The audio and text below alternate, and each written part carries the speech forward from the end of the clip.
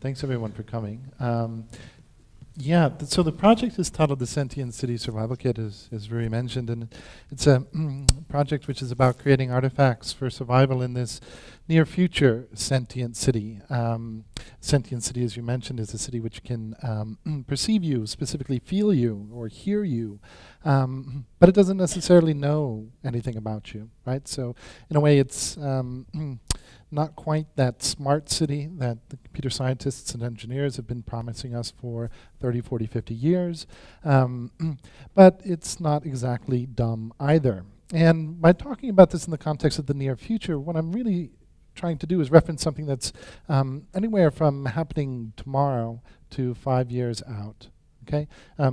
In Rotterdam, recently you had to introduce the chip card on your transportation systems.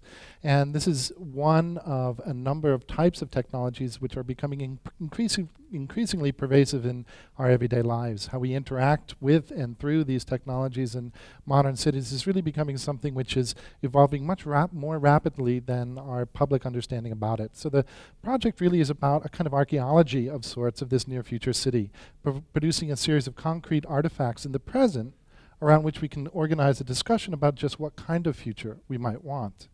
So, like any good survival kit, I suppose, I created a user's guide, and I think if we can get the sound up, Richard, I'll start by playing this short video of the user's guide. Let me just rewind it for a second.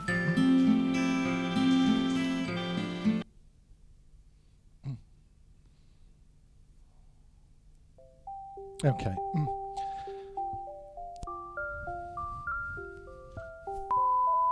Quick. Start. Guide. Start quick.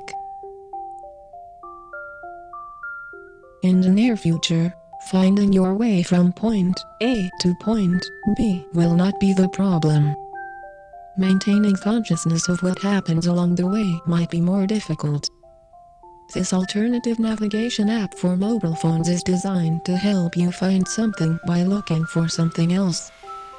Simply head out into the city and start the app. Enter a destination or let the app select one for you.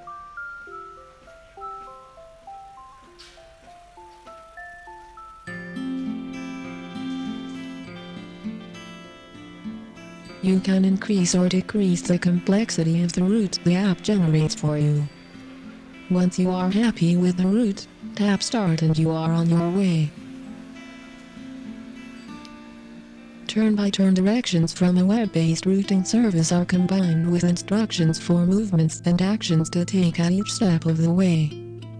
Follow the instructions diligently and you are sure to find small slippages and minor displacements within an otherwise optimized and efficient route.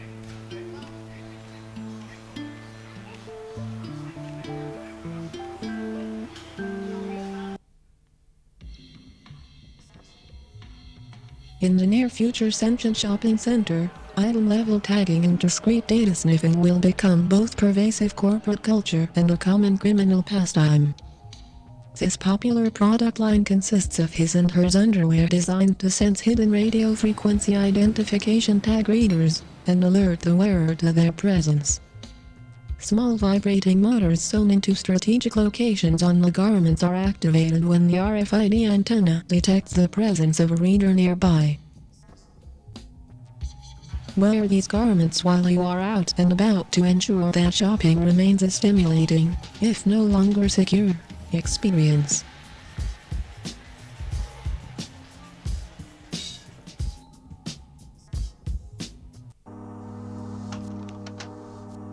In a near-future world where all network traffic is monitored via smart filters, where access privileges are dynamically granted and denied on the fly based on your credit card transaction history, and where bandwidth is a function of your market capitalization.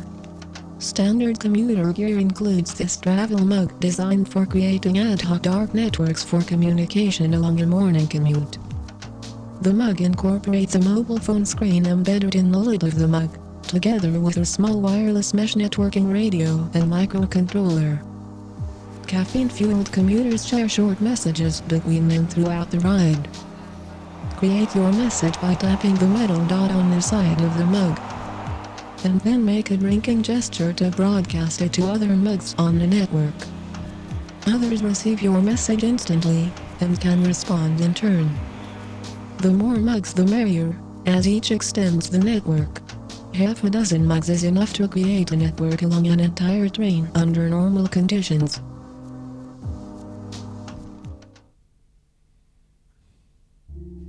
When human vision is no longer the only game in town, don't leave home without this unique umbrella studded with infrared LEDs, designed to flirt with computer vision algorithms of advanced surveillance systems.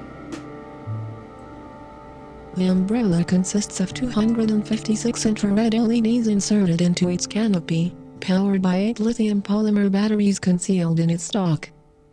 These LEDs are visible only to CCD surveillance systems set to night vision mode. These systems commonly track figures using a sophisticated algorithm to distinguish moving objects in the foreground of an image from a static background. By turning the umbrella on and off, you can alter the registration of foreground and background pixels stored in system memory, thereby frustrating attempts by the algorithm to track moving objects in the image.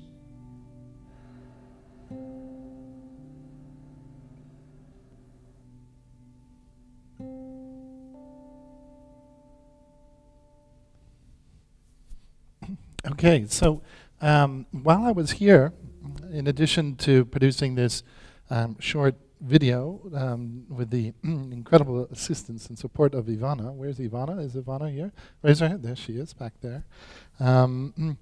We were primarily focused as well in the first part, as Rui was mentioning, with the development of a mobile phone application. So the Serendipidor is an iPhone application which is available. How many people in the room have an iPhone? Let me just raise your hand. Don't be afraid. That's all right. All right. Okay, well, this app is for you, okay? You know, in the near future, finding our way from point A to point B is not going to be a problem. We're able to simply type it into our mobile phones and we'll be able to reach our destination, most likely. But somehow maintaining a consciousness of what happens along the way, you know, between these points might become more difficult. So the Serendipidor is an application to help you find something by looking for something else. So I'm going to here just start off the origin. We're going to take our current location here at V2, and I'm going to ask it for a random location at this point and see where it takes us. Okay, so we've got a little sort of short, a little dog-legged route, but somehow I've got a little more time than 16 minutes on my hands, so I'm going to actually ask the application to try to find me a little bit more complex route. And so what it does is it starts calculating ways between these points which become increasingly complex. Once I've found a route which I seem to want to take, I hit start. And very much like the TomTom or these turn-by-turn navigation systems, it gives you directions, so such as head southeast on Endraksveg, sorry for my pronunciation, toward Museum Park, that's easier, and then walk on the sunny side of the street. If there's no sun, imagine some. And so each of these steps, effectively what we're doing is we're taking the instructions delivered by Google's routing service, Google Maps, and then we're appending them to them instructions for movement or action, which somehow introduce small slippages, minor interruptions, gaps into this otherwise highly optimized and efficient route between these 2 points. These movements, actions, very much inspired by people like Fluxus, Vito Acconci, Yoko Ono, and others who were looking 30, 40 years ago into just the different ways that through small ways of moving and acting in the city can radically transform our experience of the city, right? So as I'm cycling through here, I don't know if anyone you can see the screen, but there's a whole series of these types of conjunctions between the kind of machine-generated instructions and then those instructions for movement and actions, which really look for ways to kind of interrupt that route. Upon reaching the destination, you can generate an email which will list all of the steps you've taken, the instructions, provide a link to Google Maps, which will then map this route for you.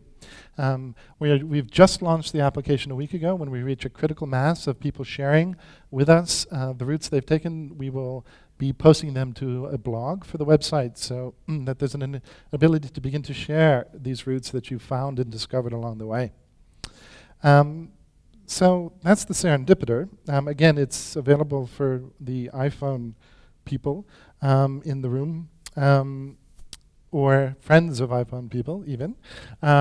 It's available for download for free from the App Store. I guess I should close by saying that very much this project is not, this project is definitely not about predicting future trends. I'm not in the business of forecasting technology. I don't write white papers on what's coming, but very much about having a discussion in the present about just what kind of future we might want. And in this way, hoping to be able to influence the shape of the future technologies that mediate our experience of the city and the choices we make there.